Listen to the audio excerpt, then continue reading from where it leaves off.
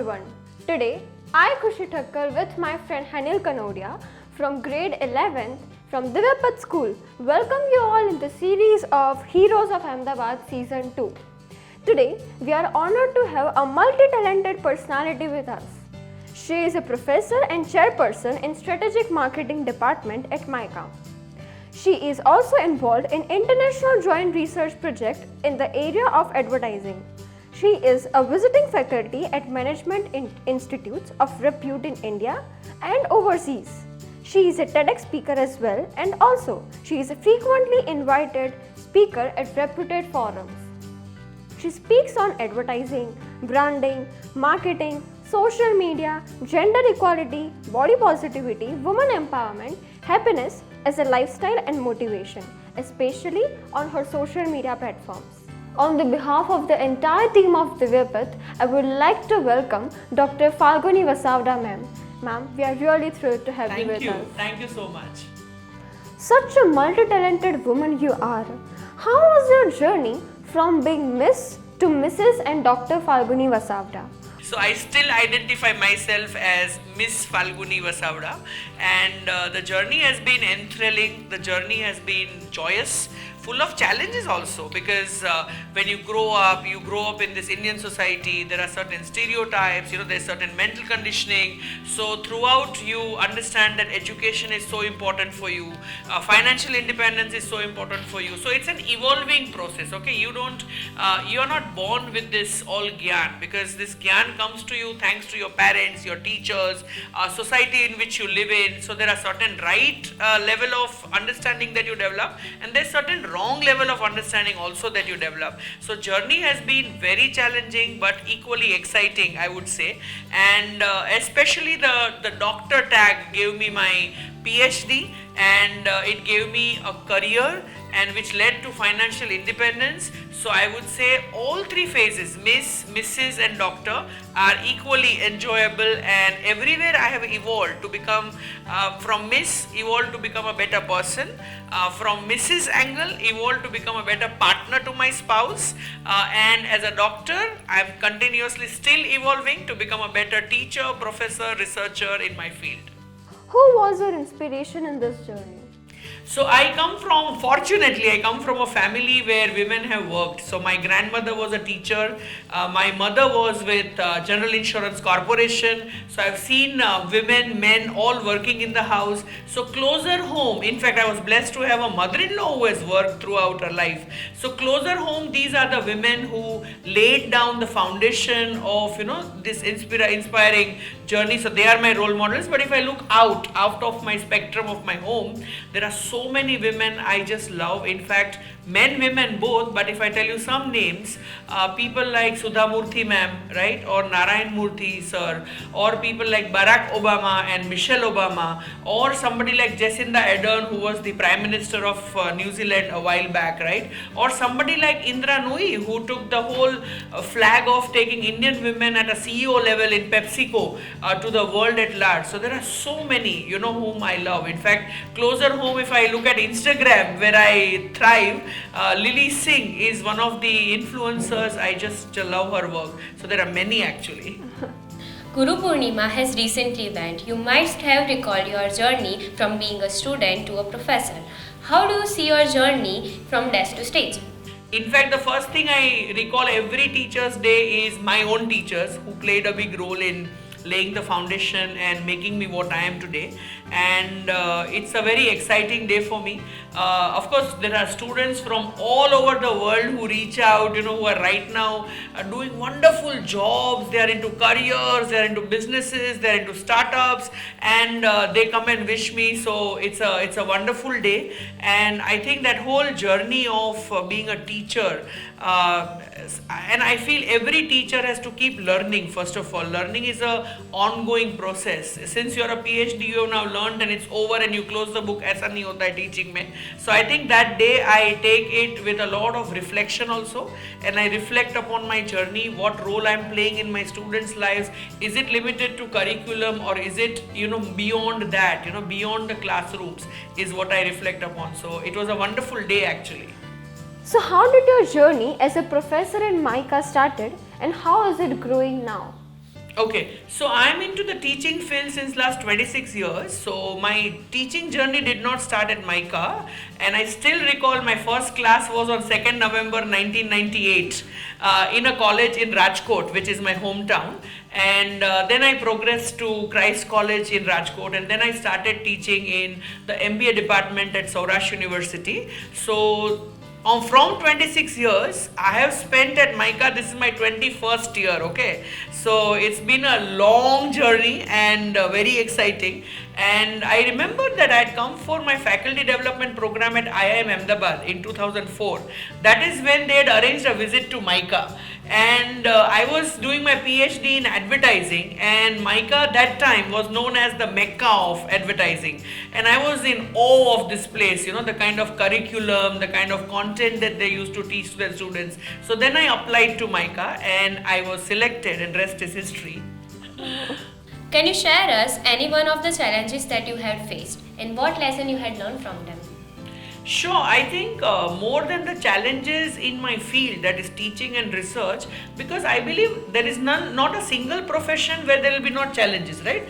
Every profession, whether you look at startup or whether you look at a businessman or a businesswoman, right? Or you look at somebody in sales and marketing, everywhere there will be challenges.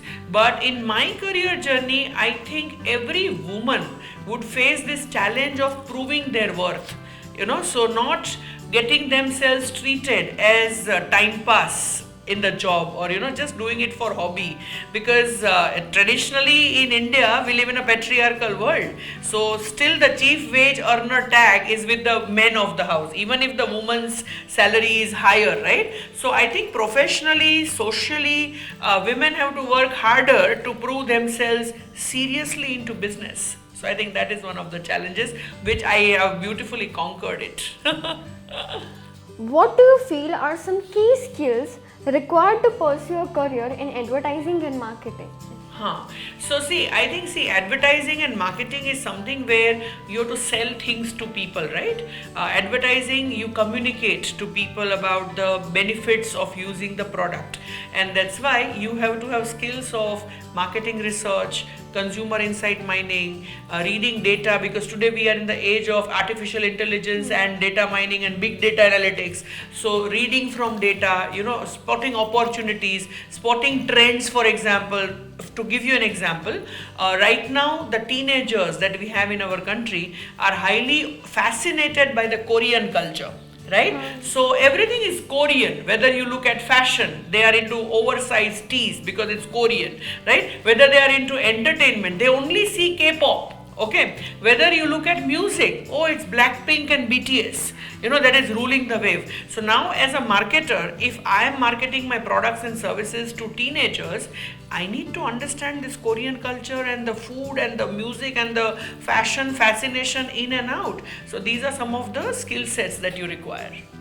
We all had childhood dreams. You must also had some in yours. What was it? Childhood dreams. I think childhood dreams are very funny, okay? Because when you are an adult and now you are thinking of your childhood dreams, they keep changing, okay? So once upon a time, there was this very nice serial in TV running when I was a child, called Udan, which had a women police inspector, okay? That time I wanted to be a police inspector, right? Then once upon a time you will see that, this journalist did this wonderful thing and इसने ये headline लिखी है and ये murder mystery crack है. Now suddenly you want to be a journalist. So I think dreams were many, but only as you mature you realize that what are your skill sets and what are your talents and what can you actually do. So those are dreams, but some dreams then you take ahead and turn into a reality. Most of the successful people believe that failure is inevitable in the journey of success. So when you had downs in your profession, what were they and how had you faced them? I'm sure, we all face failures, and I would not say failure, but I think these are learnings. Okay, so when you are young in your profession, you are still learning, you still are mastering the game. Okay, you will fail sometimes. You will have a bad class, for example, your class was not good, as a teacher, and then you start introspecting. Why was the class not good? Could I have done some more interactive activities with the students? Could I have taken some better examples to the class? Should I have shown some videos to break the ice? So then you learn from it. So I believe that these are milestones. In fact, this reminds me a TED talk that I was listening to, and the speaker said that at Google they have this culture of fail fast, and they allow their employees to fail, because if you do not allow employees to fail, then you don't allow them to experiment, right? You don't allow them to innovate. So they say that we don't call these failures, we call these ideas that had to be shown a sunset. They never went ahead, which is such a beautiful thought. I think we should not be worried or frightened about failures, because they help you become a better individual in whichever capacity you are. We have seen that you are very confident while being on the stage, whether it is a small platform or a TEDx talk. What are the techniques that you use to stay confident? Can you share some of them tips? I think it starts early on. You have to start young. So when you're in school, when you're in college, you be in debating societies, you take part in elocution competitions, you take part in extempore speeches, and I think for that you have to be a good reader so that you can talk on any topic, right? You have to keep yourself abreast with current news affairs. You have to read newspapers. You have to know what is ticking the pulse of the nation. So that is one. That is content. Okay. Second is your self-confidence, that you should be proud of who you are, and that's where my whole idea of being very comfortable with your body comes in, right? You have to be secure in your skin. You have to be proud about your roots. Why are you shying away saying that I belong to this small village in Maharashtra? Big deal. Of course, everybody has their own native. You should be proud of the native which gave you your roots. Okay. The change in you is you did not stick to the roots, but you took wings to fly ahead, right? So you have to be proud of who you are, where you come from, your family, your background, your body, how you look, right? You should not be judging yourself just because you are fat or you are too thin or you are short or you are tall or you are dark skinned. So I think content and this security in yourself both work like a magical ingredient when mixed together. So when you go on stage, you know what you're going to talk about, right? You know your content. You're not just faking it. And when you go on stage, your body language is so powerful that you are in control. I think that brings the confidence. We have seen on your social media platforms that you speak a lot about social problems, especially women empowerment, body positivity, etc. Can you reflect some views on this topic, women empowerment? What do you think real women empowerment is? So somebody had asked me what is courage, okay, and what is empowerment. Empowerment, according to me, is the power to be yourself and to work on your choices, okay. So to implement what you choose to be, and the power to be yourself is empowerment. The true empowerment for any individual, be it men, women, or all 6 genders today that we talk about, comes from education and financial independence. Okay, so that's my true meaning of empowerment. Why do I talk on these social aspects? Because we live in a patriarchal society, and feminism is important for everybody to understand, men, women, everybody, because feminism is equality. So say for example, in a marriage, there is this whole concept of ladki wale versus ladke wale, right? And you have to treat the barat, you have to give gifts in the name of dowry. Now this is unequal. When you bring equality, it means that there is no power distance or hierarchy between the husband and the wife. Both are equally partner in the process of making a life together, right? So, and hence I think it's the need of the hour to reflect on these stereotypes, biases, judgments, right? Our own mental conditioning. That's why as a teacher I am telling you that it's important to do your learning, but it's equally important to do your unlearning. And to do the unlearning, I think I create content on Instagram on all these topics which sometimes we know, but subconsciously we are not ready to change. So we have to change. You are such an active influencer. You take social issues so boldly on the stage. At times you might be praised or might be trolled for it. So how do you deal with it? Yeah, so when you create content in open platforms, you have a public profile. As you know, I'm an influencer, so I have a public profile. So, of course, bricks and bats. So, there are positive and there are negative comments. You have to be open to disagree and discuss, okay, which I am. But beyond a point, even if the person is not in agreement with you, he or she has no right to abuse you, okay, or troll you, or use cuss words on your timeline, because there is healthy discussion is permitted. If it goes to the level of unhealthy, I just block them, cut the crap, right? It's my timeline, it's my safe space. You cannot come here and do gali galoj with me. That's not allowed. You don't pay EMIs of my life, no? You're not paying my home loan or car loan, so you're not allowed to do that, okay? So I say a nice namaste and I just block them. When we talk about society, we see that people do gender discrimination by sometimes giving spiritual reason, sometimes false science behind it. What do you think is the fusion of spirituality and science, and how can it be a boon to the society? So firstly, there is no reason which can be a logic for discrimination, okay? So everything is wrong. If somebody is spiritually saying something, that this is why there is a gender discrimination, or men and women are different, and one is more powerful than the other, everything is wrong. Firstly, let me make that statement. Now, how does spirituality help you? Spirituality gives you the anchor to be that self-confident person, okay, to be in your own space and be happy about it. So that is spirituality. For example, if even if I'm alone, I never feel lonely because I love my company, right? I love spending time with myself. That is your spiritual anchor, and that helps you get more and more powerful as an individual, right? And of course, science is factual. It gives you the facts. It gives cause and effect relationships, right? It gives you the why of things, that why suppose an apple will fall down and not go up. So that is the whole idea of science and spirituality. There is no reason, there is no logic behind discrimination, but wrong information and our own biases. So do you think that science and spirituality can be a boon to the society?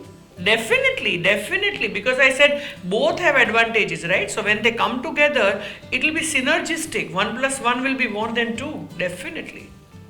Most of the people are socially influenced by media platforms. A single video is enough to change anyone's perspective. Do you think today's generation is getting influenced by the people, and how do you think to deal with them?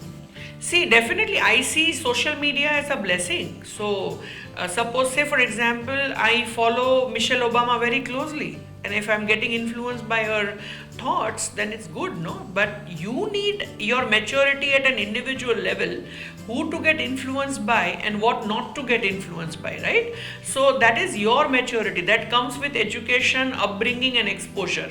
So your upbringing, how your parents were involved with you, education which gives you the right eye to see the correct and the wrong thing, right? Your own maturity which comes from experiences that you have in life, the failures that we talked about, right? Or something wrong that you did and now you realize, oh, I should have done it in this particular way, not this particular way.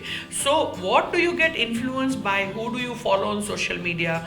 That you have to be very mature about. In the earlier days, there was a time of male dominance, whether it be in the field of marketing or advertising or in any other career choice. How do you feel that gender equality has evolved, and what can be still done for it? So I think women entered into workforce is very late, and that's where the male domination was.